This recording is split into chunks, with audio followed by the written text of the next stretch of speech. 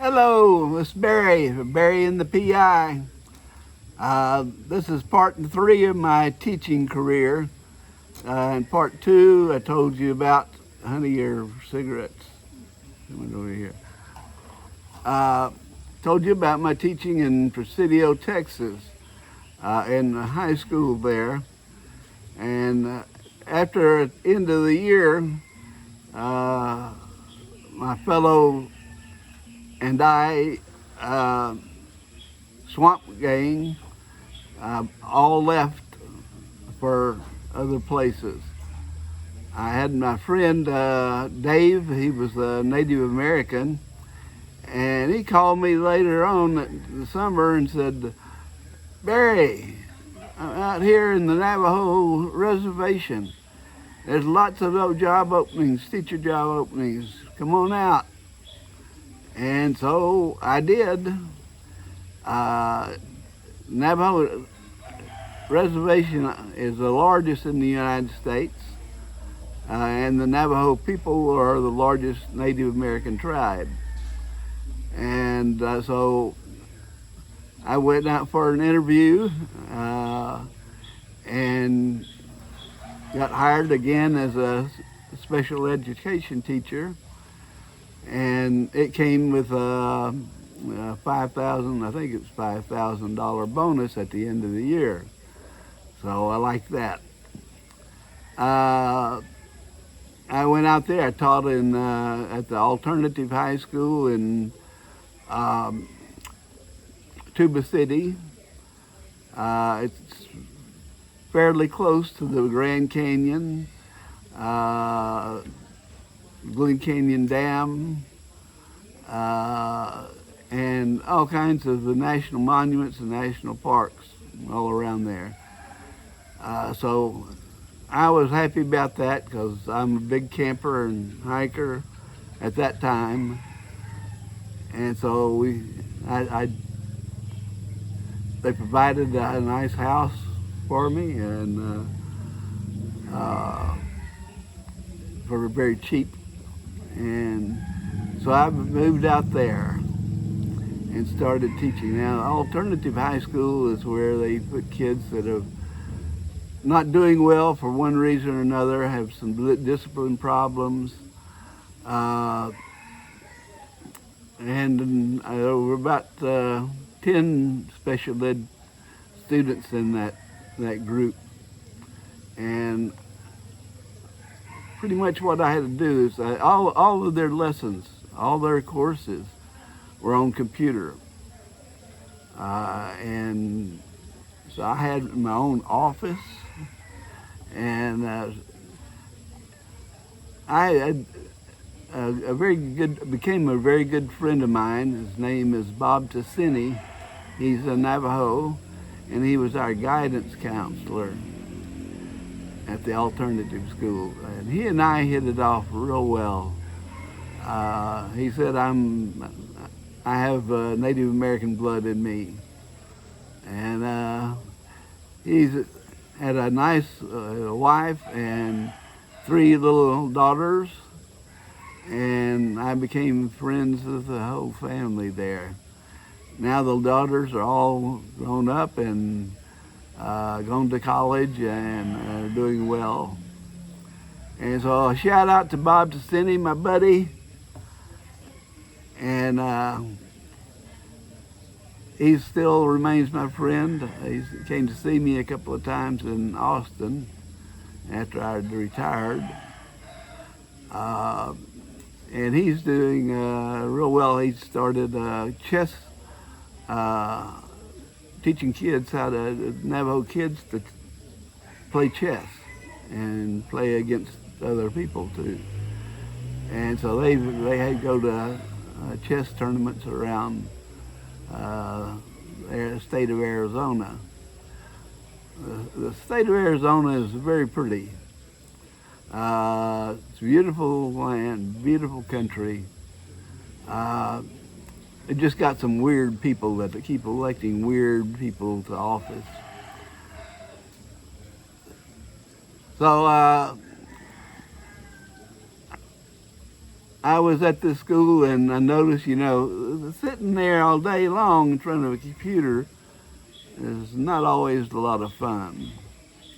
And so I started teaching them horticulture, uh, environmental landscaping and stuff like that.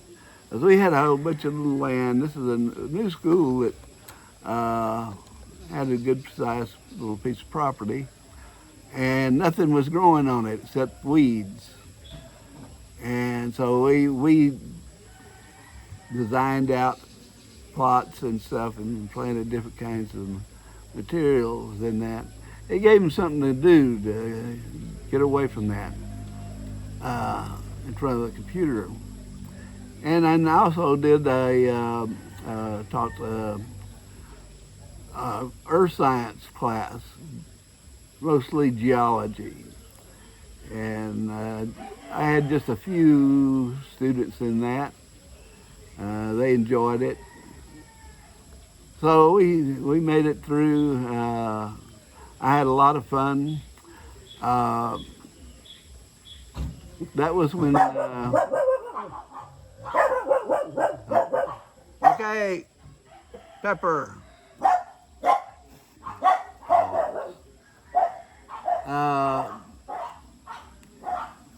So now I was separated. My divorce had gone through, and there's not a whole lot of single women on the reservation, and so I got on AOL, America Online, on my computer, and I started meeting some girls, some women in other cities around, in other states around. And I met one woman from California. She was Asian, and eventually she came to visit me. Oh wait, okay, that was, yeah, okay. Well, anyway, she came to visit me and spent a week or so, and we got along pretty good. And but she was much younger than me.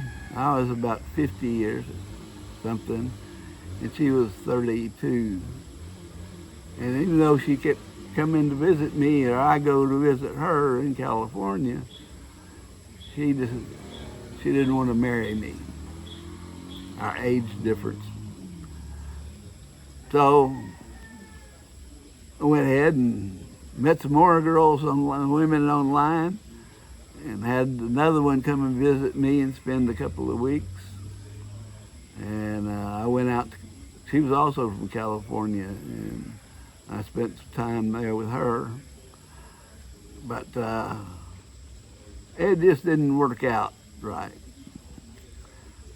So one summer, and this was 1998, I think, I decided I'm not going to sit here on the reservation all summer long. I've always wanted to go to Asia and travel around Asia. I almost majored in Asian studies when I was at the university. So I had said, hell, I'm going to go and travel around Asia a little bit. Maybe I'll meet a girl, maybe not. So I went, got an all-Asian pass from Cathay Pacific, I think it was, Hong Kong airline. And I went over there, and in Hong Kong, I met my woman who became my wife, Maida. and we seemed to hit it off real well. She and her friends showed me around. And so that's how it got started. So I used to travel. While I was traveling around, I looked for a job over there because I didn't want to be that far away from her. And I was in South Korea, and I saw an ad for wanted an English teacher with the LG Corporation to teach English to their executives. And I thought about that, but I'd also gone to Taiwan, and I was offered a job teaching kids English. And I decided, well, Korea gets really cold in the winter, so I don't like cold weather. And so I took the job in Taiwan, and I moved there in 1999. I was there when the big earthquake hit.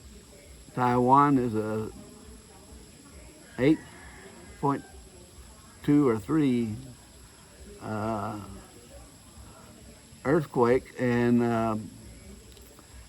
I was living in an old Chinese house along a Hutong alleyway, and one night I'd just gone to bed and gone to sleep, when all of a sudden something woke me and my whole bed was moving, and me too, and I said, oh, I got up and I went over, fumbled myself over to turn on the light switch, and of course there's no light. And I thought, I knew what this was. It was an earthquake. I've studied enough geology to know that. It's just the first one I've been through. This is just Barry's Magic Tea Elixir. Try it sometime.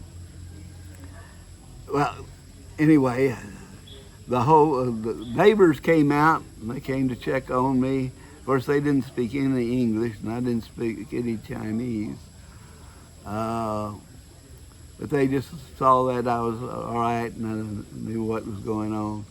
And I went back and got in bed, and the aftershocks just kept all night long. And I couldn't wait for light the sun to come out, and so I could go around and see what happened, if there was any damage. So I did that. The school was closed, so I had another day off. Didn't mind that. The school that I taught with, this is a little small city called Longtan, not close to Taipei. It's a little further away. And the kids absolutely loved me. I mean, I couldn't go anywhere without at least a couple of little girls hanging on to me, and every time I'd sit down, they'd want to sit in my lap. And most of the kids were from 5 to about 13. My advanced classes were 11, 12, 13-year-olds. And I was well liked there. And they treated me pretty good. I would have stayed the whole 5 years at that school, except the principal had brain cancer, and she had to have a brain surgery, and that was right at the summer, when that should be the time when we got more kids out there, over there. And so I wasn't going to be able to have enough students for more than 3 classes, and I can't make enough money teaching 3 classes. So even though they offered me some more money, I found another school. It was a kindergarten. Most of the time. I also had some older kids classes that come in after school. In Taiwan, they get out at elementary and gets out at right after 12, 1 o'clock. And not too long after, even the high school kids get out too. So anyway, I'm not going to get off of that. But anyway, that's how I met my wife. We hit it off, and I went back to the U.S. and took care of things, and then I went back to Taiwan. But so when I got that job, I left the Navajo Indian Reservation and moved here. But after I was done there in Taiwan and needed to get all the papers done for my wife to move to the U.S., so I had to go back and get a job teaching. And I eventually went back to the Navajo Indian Reservation, and Bob helped me out with that. And shout out to Bob and his family, and tell everybody hi for me. So I went back to the reservation, and I ended up, I stayed in Tuba City for a year, and then I went to Chinle. It's right in the middle of the reservation, and it's also the home of the Canyon de Chelly National Monument. Beautiful red rock canyons. Has some old ruins in the rock cuts, and it's a historical place. They were a group of older Navajo and kids and grandpa, grandma were hunted down, chased down, and killed in that canyon there. But taught at the Chinle High School. There's special ed department. They had, instead of being a resource room, I was co-teaching world geography, my favorite subject to teach, and with another teacher, an older woman, like being an older guy myself, Jan Brooks. Shout out to Jan. How you doing, Jan? And she's on Facebook a lot, and I think she's one of my subscribers too. So I like that, and so I taught, and I had one other world geography class with another teacher too. And he was a young guy. He was working on getting his master's degree in supervision to become a superintendent or principal at first. So I worked well with him. He pretty much let me teach his class. So I enjoyed that. I liked the kids there. One of the interesting things about, I was sometimes we'd have to have, teachers have to have hall duty before school and during lunch. I had the hall duty, and I was standing there in the hall, you know, kids going back and forth out. And I saw this elderly Navajo man. He had on his veteran's hat, and he also had on the Congressional Medal of Honor.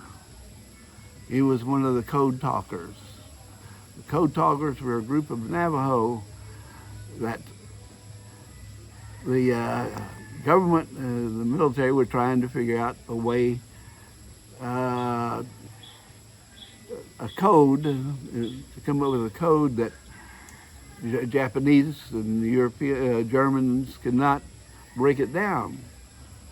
And they had no idea about the Navajo language. So they had no Navajos would send secrets and tell troop movements and stuff to another Navajo, and then he would translate it to the generals and admirals and stuff. And they were a major part in our winning World War II. And they have the were given the Congressional Medal of Honor. And so that was really neat.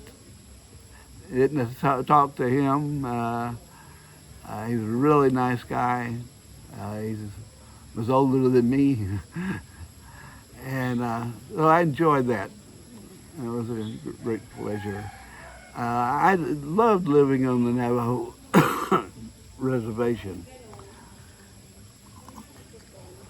You just driving down the highway, you see such beautiful land, these beautiful mountains. And Navajo Reservation stretches between parts of it in 4 different states, but the majority of it is in Arizona.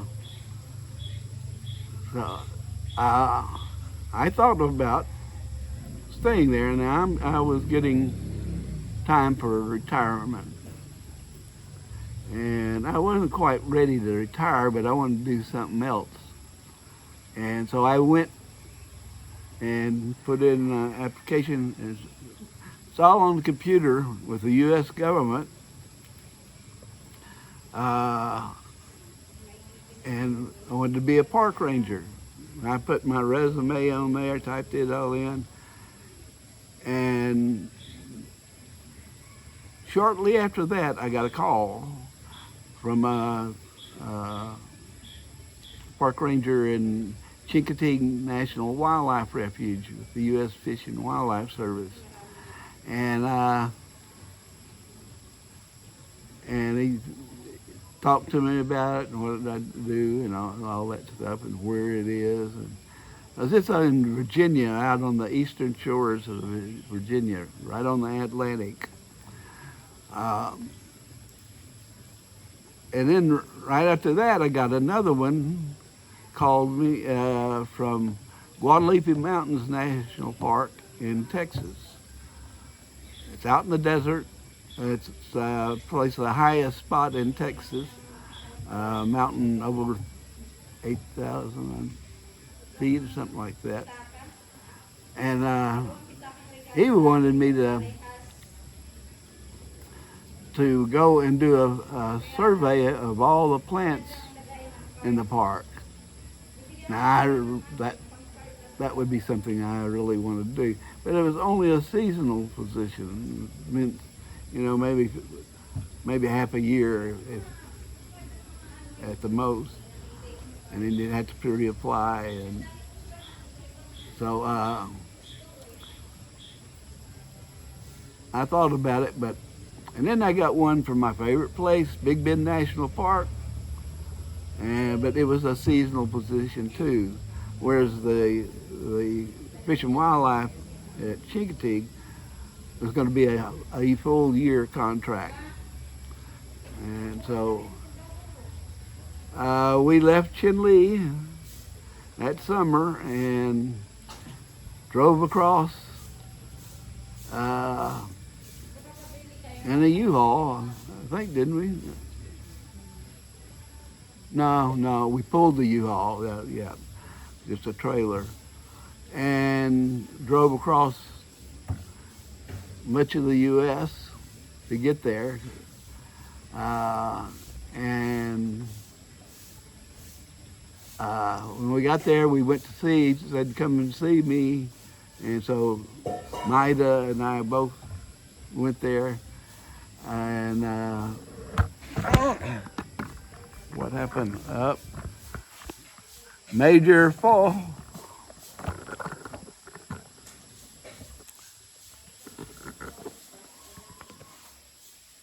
Had a problem here with my tripod.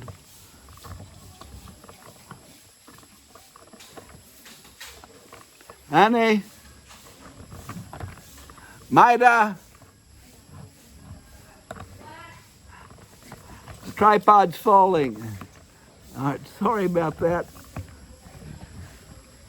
Technical defect here. What? It fell over. One of those legs went short. Okay, I got it back now. So we went out there, and my boss took a pickup and showed us around all the trails and stuff. And well, might have said to me, I think you're gonna like this place. Yep, I sure did. And so that was the beginning of my last job, that what I was gonna have. I figured I'd do that for a year and retire finally. So anyway, that was my experiences in teaching the Navajo children. I really like teaching the Navajo kids. They're a lot different than some areas. Some things that are like other non-native people. But it's just beautiful out there. We'd actually get a snow, a few times a year in the winter time, because you're up high in elevation and you're up high in latitude. So it's great. So anyway, that's about it. Be sure to subscribe, hit that like button, and help our channel. Stay safe, have a great day, and I'm hoping it's going to rain here in a minute. Thanks, bye-bye.